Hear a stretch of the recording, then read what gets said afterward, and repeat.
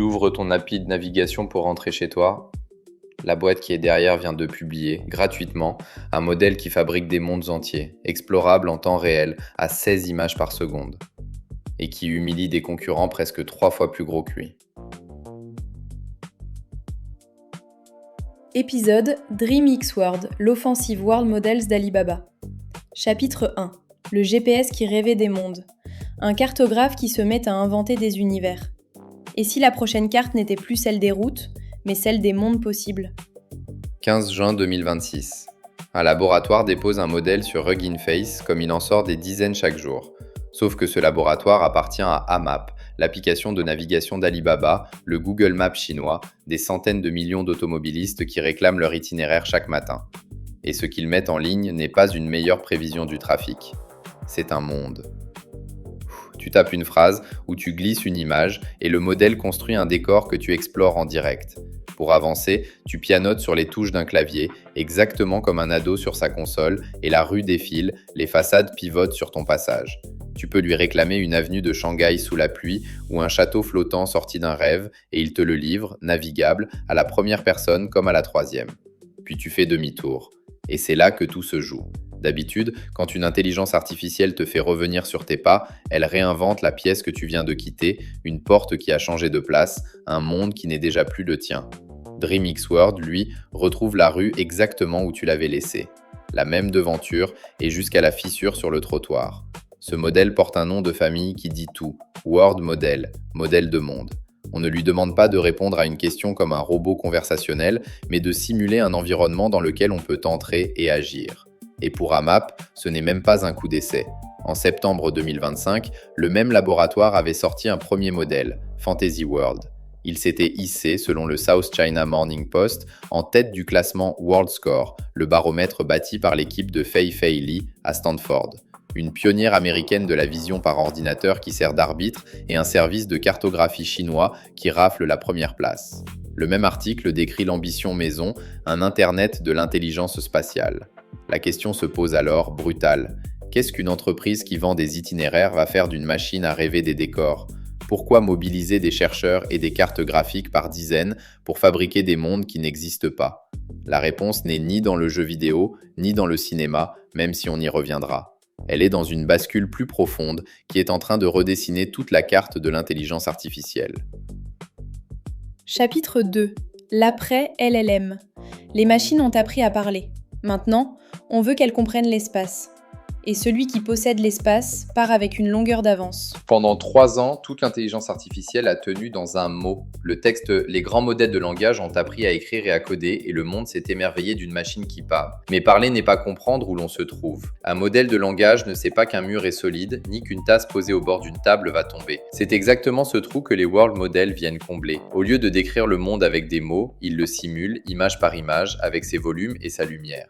Et l'enjeu n'a rien d'un jouet. Un robot qui apprend un geste, une voiture qui apprend à freiner sous la pluie, eux et tous les autres ont besoin d'un endroit où s'entraîner. La réalité, elle, est lente et hors de prix. Casser 1000 robots pour leur apprendre un mouvement, personne ne peut se le permettre. Un World Model, c'est le simulateur de vol de l'intelligence artificielle, un endroit où l'on rejoue des millions de situations sans rien casser. Voilà pourquoi tous les géants s'y ruent. Google DeepMind a sorti Genie 3, capable de générer des univers jouables à 24 images par seconde, d'après ses propres chiffres. World Labs, la société de Fei-Fei Li, en a fait un produit payant. Et Yann Lequin a quitté Meta pour fonder un laboratoire dédié à cette seule idée. Maintenant, posons la question qui sépare l'amateur du stratège. Dans cette nouvelle course, qu'est-ce qui est rare ? Le modèle lui-même ne le restera pas longtemps, on va y revenir. Ce qui est rare, ce sont les données. Pas n'importe lesquelles. Des vidéos du monde réel, avec la position exacte de la caméra à chaque instant et la géométrie des lieux. Sans ces annotations, impossible d'apprendre à une machine ce que veut dire avancer de 3 mètres et tourner à gauche. Et là, le laboratoire d'Amap déploie une vraie usine à données. Il filme des décors entiers dans Unreal Engine 5, le moteur des jeux vidéo, où chaque déplacement de caméra est connu au pixel près. Puis il mélange ces images de synthèse à des parties de jeu et à des heures de vidéos réelles, dont il reconstruit la trajectoire après coup, et qui dort sur un océan de données spatiales, calibré au mètre près, une entreprise de cartographie. Tu vois où je veux en venir ? Amap ne tourne pas le dos à la carte pour aller jouer au monde virtuel. La carte est précisément ce qui lui donne l'avantage. Le carburant de cette nouvelle course, c'est la donnée spatiale, et Amap en roule sur des réserves. Reste une énigme, car dans cette course, DreamX World n'est pas le plus gros des concurrents, loin de là,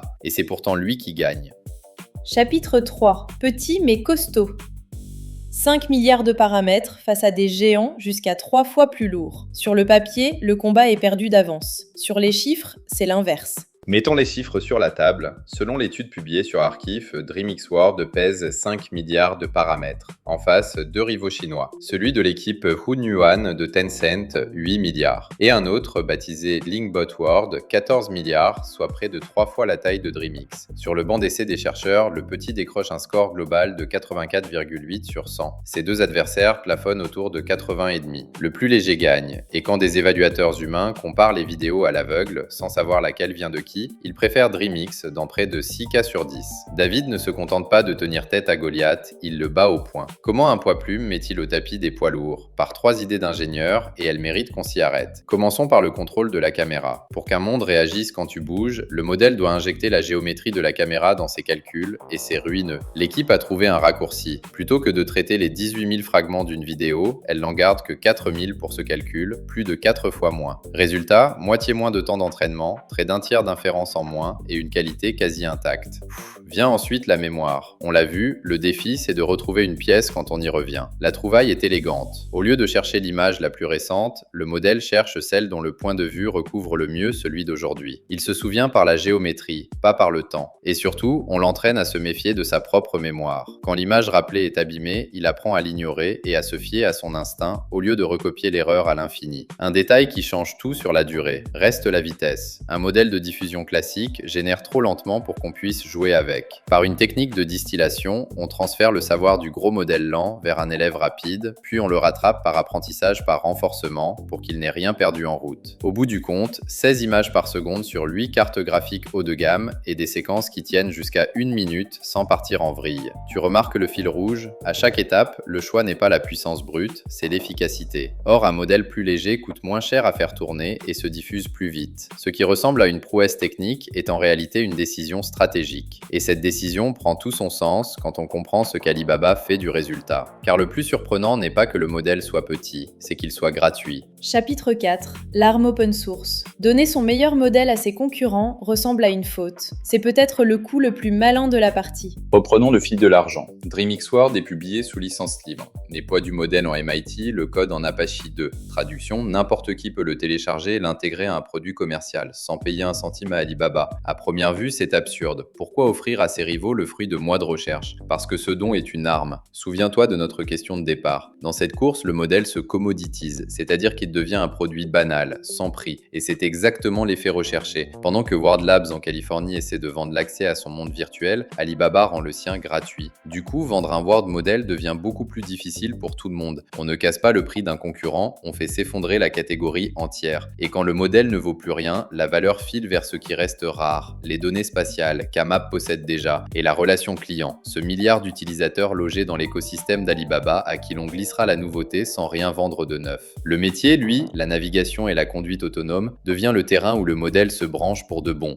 Il y a plus fin encore. DreamX n'est pas né de rien. Il est construit sur One, le modèle de génération vidéo d'Alibaba, lui aussi en libre accès. Un étage s'appuie sur l'autre et tout l'édifice porte le même blason. Alibaba bâtit un escalier open source où chaque marche renforce la suivante et où la maison reste la sienne. Et ce n'est pas un cas isolé. Quelques mois plus tôt, Tencent et Alibaba avaient déjà dégainé des modèles de mondes concurrents à quelques heures d'intervalle. Reste à nommer la nature exacte du combat, parce que le mot concurrent c'est paresseux. Ici, il ne s'agit pas d'attaquer un rival de face. Il s'agit de commoditiser, de transformer un produit cher en bien commun, pour assécher le terrain sous les pieds de ceux qui voulaient le vendre. C'est une vieille tactique et la Chine en a fait une doctrine. Inonder le marché de modèles ouverts et performants, donnés gratuitement, jusqu'à imposer ses standards à la planète entière. Attention quand même au mirage du gratuit. Faire tourner DreamX à 16 images par seconde réclame 8 cartes graphiques haut de gamme. Le modèle est libre, l'électricité ne l'est pas. Et tant que la croissance est subventionnée, personne ne regarde cette facture. Le jour où l'argent facile s'arrête, quelqu'un, quelque part, paiera le vrai prix du calcul. La vraie question pour un dirigeant n'est donc pas combien coûte ce modèle, c'est de savoir ce qu'il fait basculer dans sa propre industrie.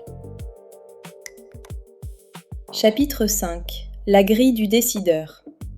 Une fois l'émerveillement retombé, reste l'essentiel. qui doit bouger et où sont les fissures. Alors, qu'est-ce qu'on fait de tout ça quand on dirige une entreprise? D'abord, on regarde qui doit s'inquiéter. Le studio de jeu qui construit ses décors à la main, l'éditeur de simulateurs d'entraînement pour robots, tous les deux voient arriver un outil qui fait gratuitement ce qu'ils facturaient cher. Ensuite, on se rappelle où se loge la valeur. Dans tout produit d'intelligence artificielle, elle se répartit sur plusieurs couches, du modèle brut jusqu'au métier du client final. Une seule est vraiment défendable ici. Pas le modèle, devenu un commun que tout le monde télécharge, mais la donnée propriétaire qu'on réalimente par l'usage et le processus métier qu'on tient de bout en bout. Celui qui ne possède qu'un fragment de la chaîne se fait absorber, tandis que celui qui tient le tout transforme ce modèle gratuit en marge. Et puis surtout, on garde la tête froide devant la démo, parce que l'étude est honnête sur ses propres failles. Sur 5 secondes, DreamX est superbe, mais sur 30 secondes, le score qui mesure les défauts visuels s'effondre, et pas seulement pour lui, pour tous les modèles testés, qui dégringolent ensemble. La cohérence d'un monde sur la durée reste un problème non résolu de toute l'industrie. Ajoute à cela que les ordres peuvent se contredire quand l'événement qu'on réclame ne colle pas au décor demandé, et que l'évaluation a été menée par l'équipe elle-même sur son propre banc d'essai, avec une autre intelligence artificielle dans le rôle du juge. Autrement dit, on tient une avancée réelle, pas un monde parfait. La grille à retenir tient en une phrase. Devant une annonce de ce genre, ne demande pas si la vidéo est impressionnante. La vraie question, c'est qui contrôle l'intrant rare dans ta chaîne de valeur, et si un modèle ouvert et gratuit est en train de transformer ce que tu vends en bien commun. Les chercheurs annoncent déjà la suite, des mondes qui gardent en mémoire le visage de leurs personnages, d'autres qui composent leur propre bande-son. Le décor cesse d'être un simple fond, il devient acteur, puis il gagne une voix. Mais la vraie histoire n'est pas là. Elle est dans ce renversement tranquille où une application de navigation, en donnant son meilleur modèle, dessine la carte sur laquelle ses rivaux devront avancer.